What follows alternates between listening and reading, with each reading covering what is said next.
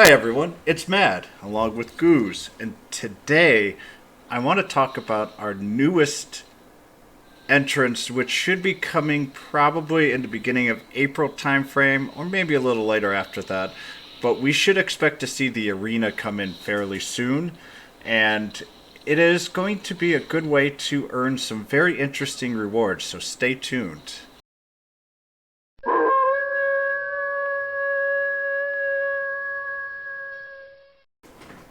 Alright, so we have the arena. And so, arena is going to be something that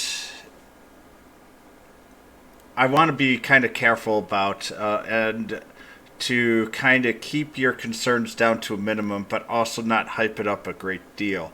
Because when people hear about arena, they expect to see something very interesting, very like you're going directly against players and all that. But the bad news about this is the arena is very similar to games like, especially ones that I play a lot, like Final Fantasy Brave Exvius, or the very early part of Epic 7, where you are really playing against a player's units, but it's still player versus environment, or PvE, and not a true PvP. The enemies that you're going to be fighting against are going to be on auto. So, with that out of the way, let's go on how Arena is going to work. And this is from the JP side, which generally translates very close, and so far has translated very close to our global side here. So there's really only three ways to earn points. The first one is to get victory points, and it's based off of the rank of the opponent. Higher rank, higher rewards. You also can earn two bonuses worth up to max of 10. A turn bonus, which can be a bit hard, and a survival bonus, which is also 10. Less dead units equals more points. The survival bonus is going to be the bonus that you go first, and turn bonus is literally the extra bonus. Why? In Arena, it's a lot easier to get the survival bonus and try to keep all 5 units alive than it is to get the turn bonus, which generally you don't want to race out there because you're going to potentially lose. Now, if you do not win the arena battle, and you only get 3 of these a day, and in Japan there's no pay to win on getting more fights. You get 3 a day and that's it. So you get 21 for the entire week. And that's if you do all 7 days. If you lose a battle, you earn no points. So it is very important to do your best on victory points and to actually get the victory. Now, how do we do that? Well, you can see and you can see here on you can see your opponent's creatures, and you can actually re-roll up to 5 times to try and choose an enemy that you feel comfortable defeating. And with that, that's going to be your best way to at least ensure you get some points. And getting points is very, very important, and it will allow you to earn medals, or actually points turn into medals, basically. And earning these medals will then allow you to get and earn more rewards on top of it. So each week there is a stage effect, aka basically everybody will be under this effect spell requirement. In JP, the very first week was every unit gets 30% reduction in all damage. And so it kind of just makes the battles last a little bit longer. You can't just one-shot with very fast units, or maybe you can if they're powerful enough. And it requires longer strategy, so these battles are a bit slower. Now, I'm going to talk more about what is this weight limit and why it's important. But each week on top of it will have a different weight limit, which will basically limit the amount of powerful units. And I know I'm a little disappointed I can't use my infinite weight goose here. to destroy everybody, but instead you'll have to choose your units. You can't just choose your S units, and most times it's actually unfortunately not beneficial to choose your hero or your question mark units, which are usually the most powerful units in the game, because their weight's so high that you have to use weaker units behind them instead. So to continue on here, there is bronze, silver, gold, and master levels. Each week your rank will reset. Each time you get a new rank, you will get medals, and these medals will count towards your weekly total. So once you get 50 points, you'll get 5 medals, which actually gets you to 55, 150, all the way down here, as you can see here on the left. Obviously, the goal here is to get to Master 1 each week. And I know I say here, wait. Each day, there's 7 days in a week, you need 2,300 points. Why do you only need 288 points or more each day on average to get to Master 1? That's including all the bonuses. You only need to get to around, sorry, math's going to be a little strange, but it's about just over 2,000 actual points. And so that's why you only need 288 points, and I'm going to go back up here, for these victory points and turn bonus and survival bonus. So on average, you want to be shooting to get around 95 or so points, really 96 points, every battle, so that you can get to this 288 points. So the higher the rank that you can get, the better off you'll be. Don't worry about, a lot of you guys are probably going to stay in silver and gold. That's just fine. The high-end players will get closer to master. The rewards are nice, but they're not going to go and really undo the game for you. So don't worry if you are stuck, say, in silver 1 or gold 4.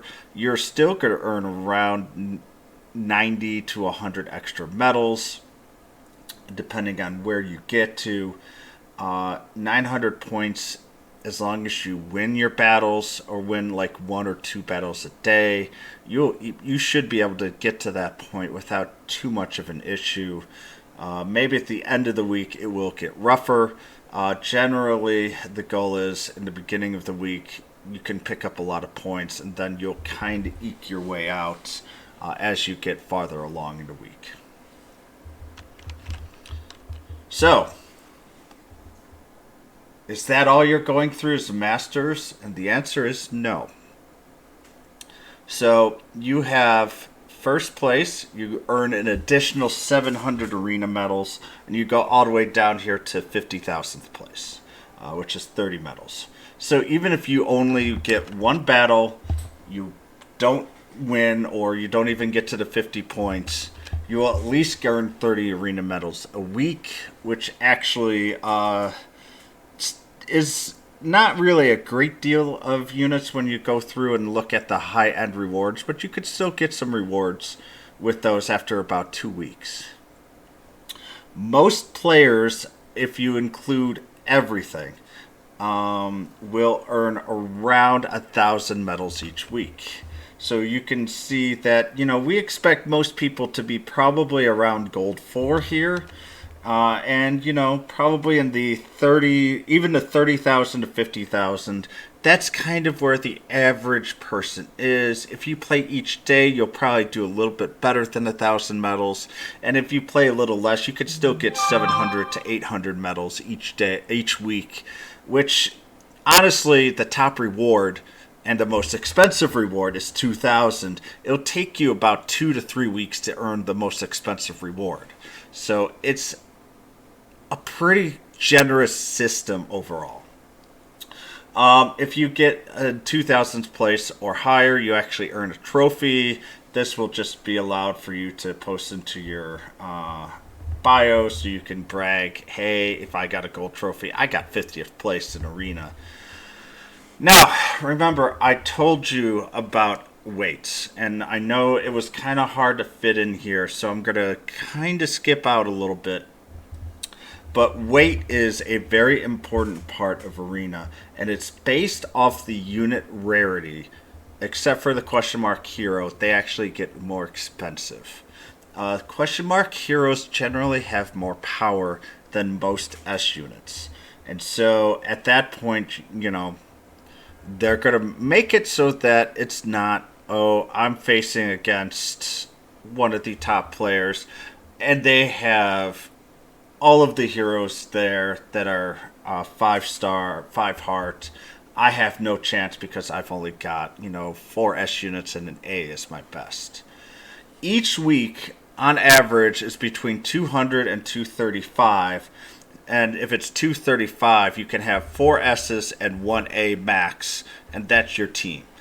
So yes, you'll still be at a disadvantage compared to the super high ultra whales, unless if you're one of those yourself, because they'll have them 5 hearts. But at least you won't be outweighed with the pure team. With a little bit of strategy, you should still have a very good chance of defeating them. And with that, what you can do is you can see what their units are, and I'll go through that a little bit more and what do I mean by strategy. On some weeks in Japan too, they limited the rank as well. There's one actually that was currently going on just 2 weeks ago, where you can only have A units and you had a maximum rank of 155, I believe. Yeah, that sounds about right. So you can only have 4 A's and a B, I believe. Or actually, no, 4 A's and a D was that. So that's 155. So even then, those weeks actually are going to be more friendly to everybody because a lot of people will have A units that have 3 hearts or 4 hearts. Or if you just don't pull that much, you'll still be able to get the units that you need from the free ones. Right now, from the Slime Festival, there's 2 A units. From Dragon Quest 1, we have the 1 A unit. So that's already 3 A units that you could possibly, for free, have 5 hearts with. And they're actually very good units, especially, believe it or not, in Arena. So that's why we try and make sure that we tell you, hey, go farm these. They will really help you in Arena. And actually, those arenas can be a bit challenging because a lot of people might have the same units. Or they might have units that counteract the free units, etc., etc. But at least then it will be a much more cleaner playing field. So Arena can actually be more fun than a lot of other games that you see because of this weight system. And I actually really love this idea. It's a very well built system. To optimize winning, make sure you use those 5 rerolls to try to get an opponent who you might be able to beat. You're going to want to use probably a healer or buffer. Emperor Slime is actually a absolutely nasty unit in Arena. And you want to try and use the least amount of turns as possible. So, before I get to the strategy, I kind of wanted to show some of the top Arena rewards so people can understand why we're excited. And the S is 2,000 and the A's are actually only 400. So remember, I told you, on average, it's between 800 and 1,200 medals the average person should expect in Arena. And you could get 3A armors each week. And I will actually go through all these on the next slide. But the first one, there is what I call an Arena unit that is actually well suited for Arena. That you can actually get, and you can max it all the way out. And it's a pretty decent unit. The leadership effects is increases dragon physical power by 20%. Tomahoger, and I don't know what their worker call it here in global, is a pretty good physical damage. And what I really like about him is it has one breath attack. If I'm lucky, I might try and do a Dragon Breath team. Well, there'll be 4 Dragon Breaths and a healer unit. I'll probably use my Emperor Slime. And Tomahoger will be one of the main units. I will have my Great Dragon as the leader, though, for the breath. And I'll tell you why in a minute after I go through all of this. But Tomahoger, the Blade Slash, is a pretty good. It does 195% physical damage. There's no element to it. And it can actually also lower attack power on enemy. Another unit that is actually pretty good also in Arena is Slineheart. And the combination of Tomahoger and Slineheart are also a very nasty combo. Defense down from Slineheart, attack down on Tomahoger here, and the unit is just helpless. The reason why I like Tomahoger, especially in Arena, it has 2 different skills that are AoE. One of them is a surrounding one, basically rolling attack. Bunch of units have this. Very good skill, 175% physical damage to all AoE. Blade Slash does more on the one, the rolling attack surrounds.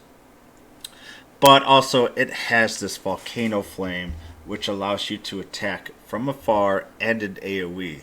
And remember, the name of the game in Arena is to kill as quickly as possible. And so what you want to do is you want to do AoE damage as much as you can, and Volcano Flame does a very good job of that. And remember, it costs 2,000. It is going to be a relatively slow go, at least for a couple of weeks. It's probably wise to get a Tomahoger, then to get a couple of your weapons, and then focus back on Tomahoger again to make it more powerful. The rest of the armors are here. They are not.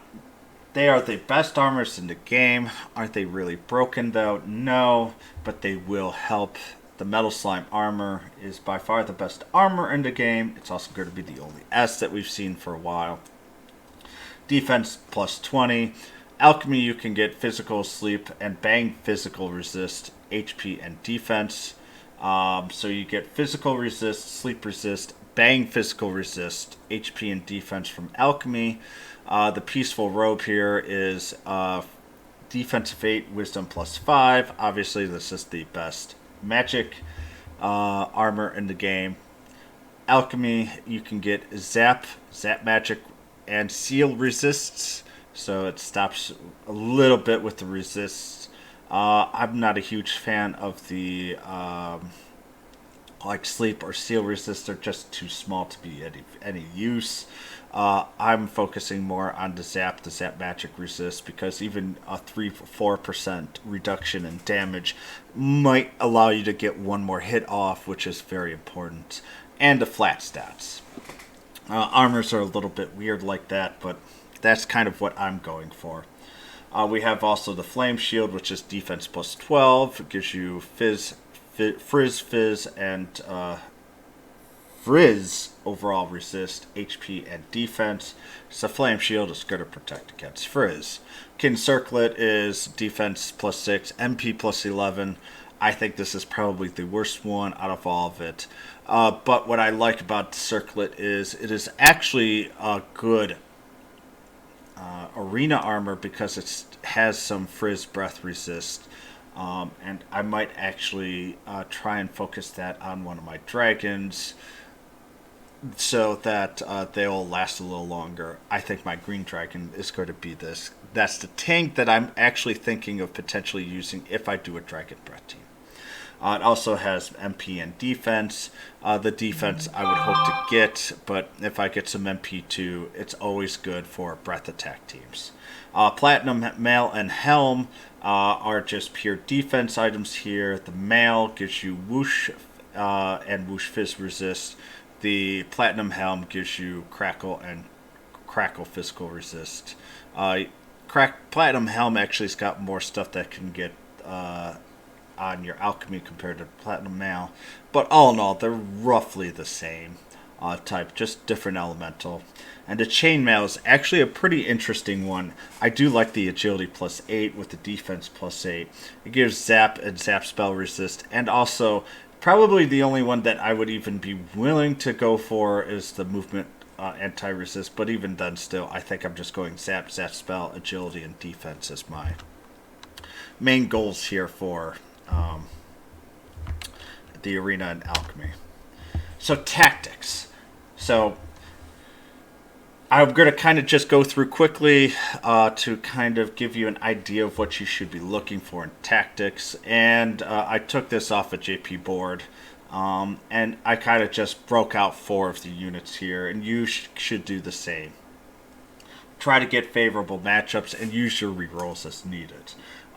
If this guy's, Bronze 2 looks like rank of 4,047. Probably actually a pretty high rank at that point. It's unless if you're a much higher rank, then you're going to move on to someone else. But you take a look at what it's strong against and what's weak against. And if you look at this team, it's actually a fairly well-built team. But if you look at Bang and Zap, so if you have, so this team is fairly weak against Bang especially. It has some Zap as well. And if you have a team like, maybe I bring an Archdemon in here. It has a pretty powerful Bang type AoE.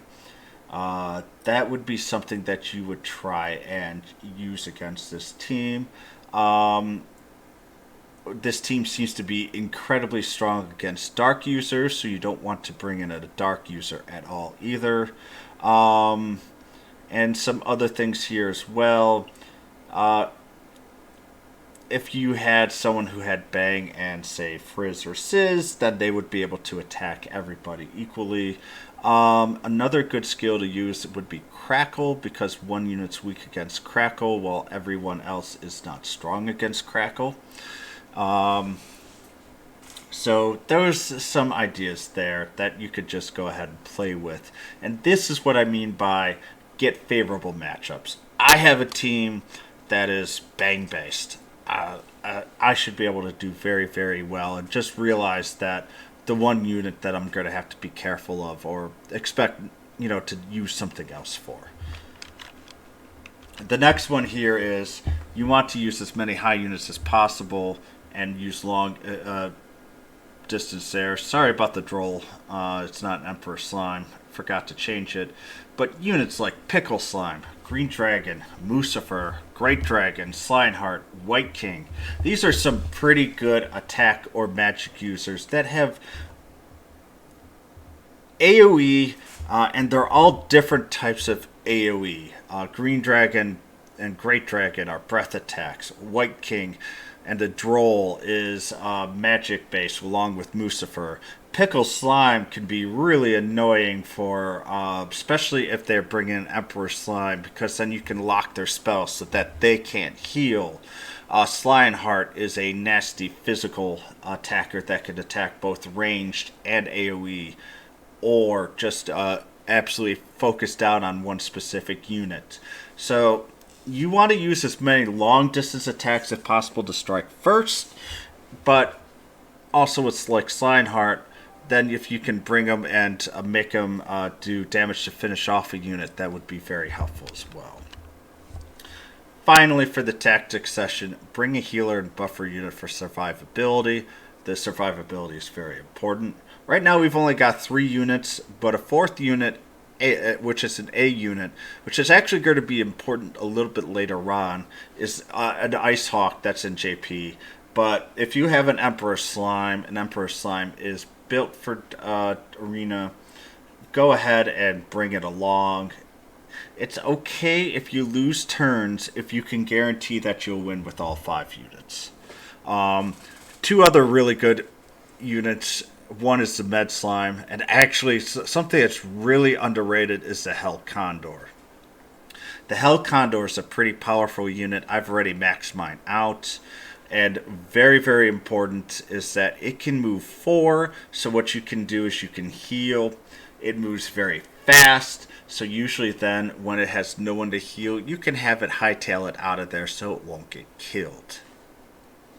And so if I really need to, if I have 4 powerful S units and I know I just need a healer, I'll actually use my Hell Condor, and that's what I'll focus in on.